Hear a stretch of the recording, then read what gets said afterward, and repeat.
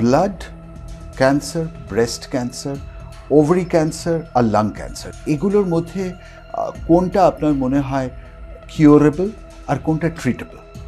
কিন্তু ব্লাড ক্যান্সারের হার অনেক কম, কিন্তু বরং অনেক বেশি হচ্ছে আমাদের দেশে এই জায়গা মুখগহ্বর। কারণ আমাদের দেশে পান, বিড়ি, দোক্তা চিবিয়ে মুখের মধ্যে ঠুসে রাখার একটা প্রবণতা আছে, তো তাই ওটাই কিন্তু সবচেয়ে বড় মেনেস।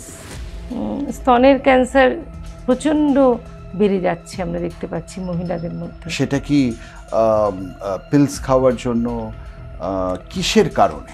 অনেক কিছু, সন্তান ধারণ পিছিয়ে দেওয়ার জন্য, সন্তান ধারণ দেরি করে হওয়ার জন্য একটা প্রবণতা, সেটা হচ্ছে রিপ্রোডাক্টিভ ফ্যাক্টর। না, তাহলে তো সারা পৃথিবীতে যত নান আছে যারা বিয়ে করে না কখনো, সবার ক্যান্সার হবে? সবার তো কোনো জিনিসই হবে না, কোনো জিনিস নেই ফ্যাক্টর। সবাই সবার না হলেও অনেকেরই হবে, কিন্তু নানসদের কি যারা সবাই সন্তান ধারণ সিগারেট খেলে করছেন কি সবার ক্যান্সার হয়? হয় না। সেই জন্যই তো অনেকেই বলে এই উনার হয়েছে, কি হয়েছে, আমি তো 30 প্যাক খাই দিনে, আমার কিছু হয় না। তা নয়, কারণ ক্যান্সারের প্রবণতা একটা জিনিস আর ক্যান্সার হওয়া আরেকটা জিনিস। আপনার শরীরে না নানা রকম এনজাইম থাকে, নানা রকম ইমিউন সিস্টেম থাকে, যেটা হয়তো ইন্ডিভিজুয়ালি ক্যান্সারটাকে রোধ করে।